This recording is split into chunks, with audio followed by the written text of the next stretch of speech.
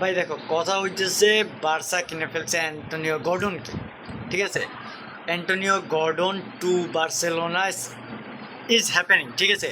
মানে এখন দেখো অনেকের মাথায় অনেক কিছু আসতে পারে, ওয়াই অ্যান্টনি গর্ডন ক্যান ভাই, এটা তোমরা ইন ফিউচার বুঝবো ওয়াই অ্যান্টনি গর্ডন, ঠিক আছে। হেন্সি ফ্লিকের উপর এতটুকু ভরসা রাখো যে সে যে এই প্লেয়ারকে গ্রিন লাইট দিছে, কোনো না কোনো কারণে আমরা তাকে গ্রিন লাইট দিছি, ঠিক আছে। এখন রাইট নাও ভাই ওর বয়সটা কম আছে, গোল স্কোর করতে পারতেছে, ঠিক আছে। একটু ইনজুর্ড ছিল লাস্ট সিজন, মানে এই সিজনটাতে, but he scores very pretty goals, ঠিক আছে। তো ভাই তার উপর ভরসা রাখো, and this guy is very fantastic ভাই।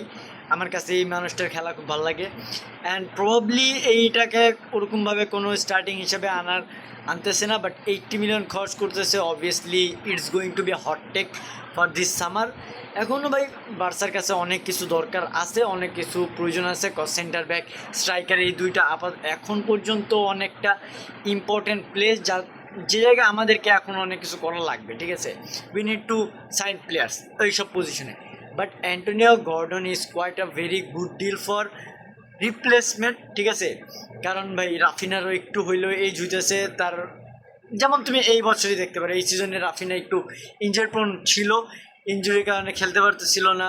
রাশফোর্ডও তেমন লেভেলের, আমাদের চাওয়া লেভেলের পারফরমেন্স প্রত্যেকটা ম্যাচে দিতে পারতেছিল না। বাট কাইন্ড অফ এখন যেহেতু রাশফোর্ডের ডিলটাকে এখন পর্যন্ত বার্সা হোল্ডে রাখছে, so Antonio Gordon is a pretty good deal for us, ঠিক আছে।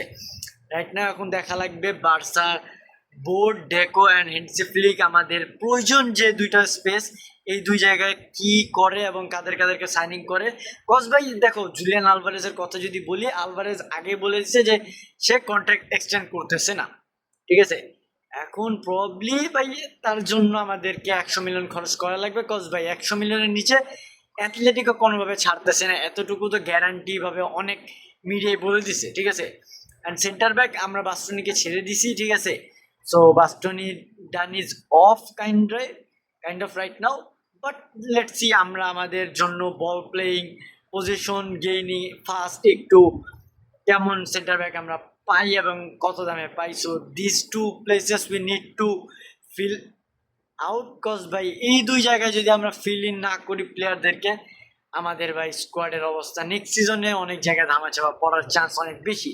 আর ভাই ফাইন্যান্সিয়ালি আমরা যখন একটু ভালো অবস্থায় এসে পড়ছি, ভাই বুঝে গেছে আজকের এই ডিলটা দেখে বুঝে গেছে আমরা ফাইনালি একটা ভালো অবস্থায় এসে পড়ছি ফাইন্যান্সিয়ালি, ঠিক আছে।